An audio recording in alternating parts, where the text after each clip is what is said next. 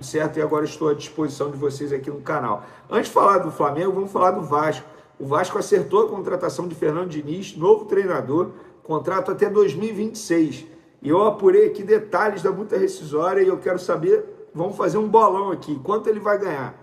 Se ele for demitido até dezembro desse ano, a multa rescisória é o pagamento de 4 salários que ele tem lá no Vasco. Se ele for demitido entre janeiro de 2026 e junho de 2026, a multa é o pagamento de 3 salários. E se ele for demitido entre julho e dezembro de 2026, a multa rescisória é de 2 salários. Bolão! Eu acho que o Vasco vai pagar 4 salários a ele. Eu não acredito no Fernando Diniz dando certo à frente da equipe do Vasco da Gama. E vocês, o que vocês acham? Agora, falando de Flamengo, a torcida organizada, a Raça Rubro-Negra, uma das principais torcidas organizadas do Flamengo, emitiu um comunicado em uma imagem mostrando que o Clube de Regatas do Flamengo, o BEP, a torcida jovem do Flamengo e a Raça Rubro-Negra se reuniram na data de hoje, dia 8 de maio, para dar o pontapé inicial nas tratativas rumo ao retorno aos estádios. Os advogados Eduardo Benfica e Cliston Taylon representaram as torcidas. No lado do Flamengo, quem representou o Flamengo foi o dirigente Marcelo Conte. Então, em breve, aí a gente pode ver as torcidas organizadas retornando aos estádios e estão fazendo muita falta esses torcedores, o apoio deles. E, apesar do grande susto sofrido nessa madrugada, vocês sabem, o Rossi teve tentativa de assalto no carro dele, o carro dele acabou levando 4 tiros, mas graças a Deus não aconteceu nada, porque o carro é blindado também.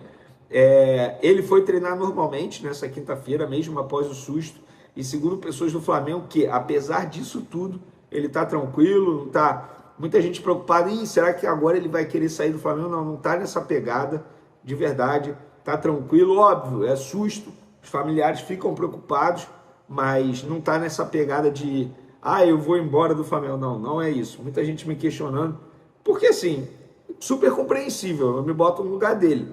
Eu sou um cara que fico traumatizado fácil com isso aí.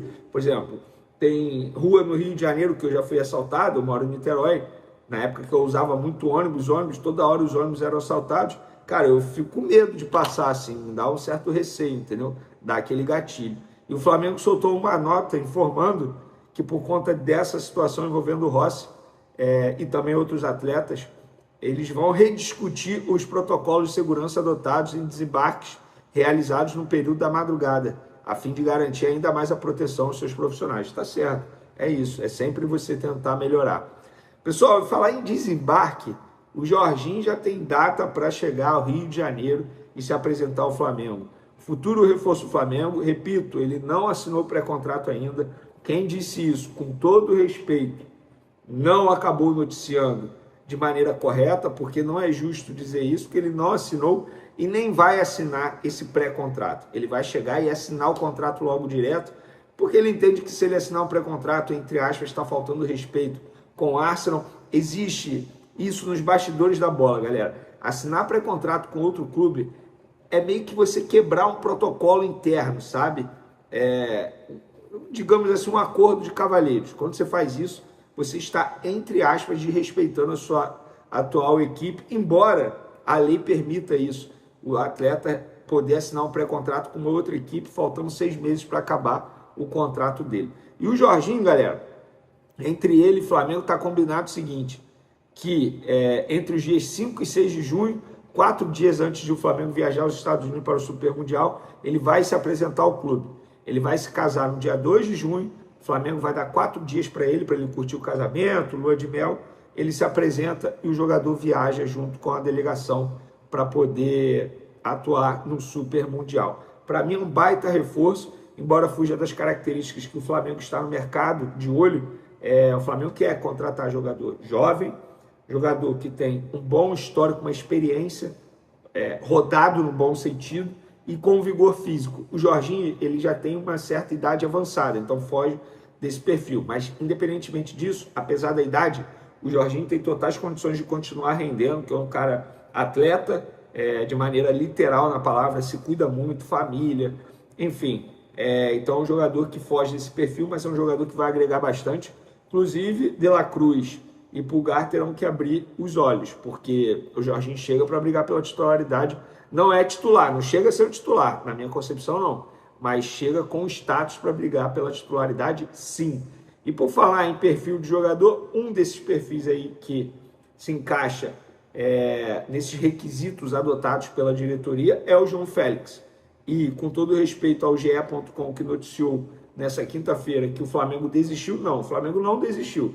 O Flamengo mantém a proposta a ele. Na verdade, o que tem o jogador ainda não assinou e não assinou de maneira positiva que pode aceitar a proposta.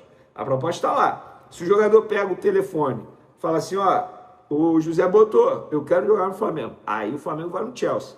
Não é que o Flamengo desistiu. Óbvio, o Flamengo tem outros nomes, óbvio, conversa com outros staffs, com outros atletas, mas se o João Félix, repito, pega o celular e liga para o Flamengo e diz, quero jogar no Flamengo, o Flamengo vai para cima do Chelsea na hora. E não seria nenhum absurdo ele topar. É um cara, eu já falei, é um cara que, embora seja status de craque, que não deu certo lá na Europa, mas ele é um cara apaixonado pelo Brasil, o pai dele nasceu no Brasil, ele acompanha o futebol brasileiro, então não seria nenhum absurdo, mas é óbvio que depende de muitos fatores, não tem como dar certeza que ele será contratado. Agora vamos falar de bastidores do Flamengo nessa quinta-feira, após o vexame na Argentina, porque assim eu classifico o empate em 1-1 do Flamengo com o Central Córdoba.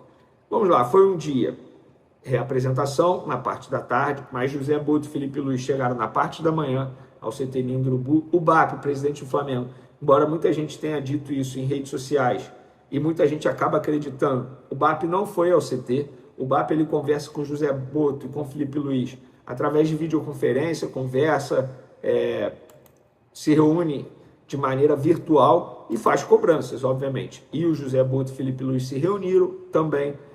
Óbvio que o José Boto é chefe do Felipe Luiz e todo mundo espera que um chefe cobre do Felipe Luiz de maneira pesada, bata na mesa, tem que melhorar. Não, a cobrança não é dessa maneira, mas eles se reuniram, obviamente, para tentar melhorar aquilo que não vem dando certo. E muita coisa não está dando mais certo.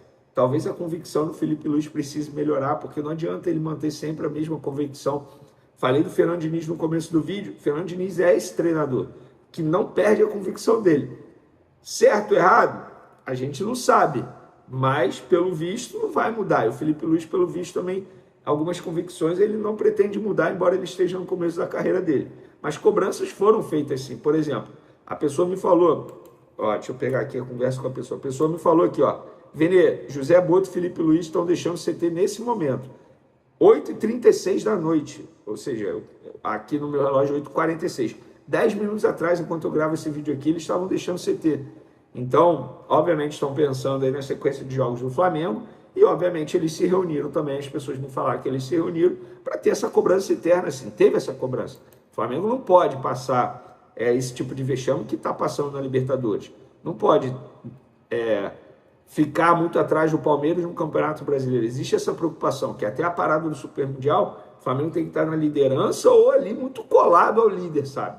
Então, essa é a expectativa. Então, respondendo a muita gente, sim, teve cobrança interna, sim, teve reunião entre José Boto e Felipe Luiz, sim, a relação continua muito boa.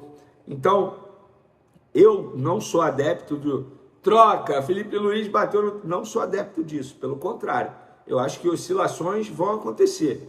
Agora, o trabalho do treinador e também do dirigente, no caso do José Boto, eles têm que trabalhar para essa oscilação não perpetuar por muito tempo.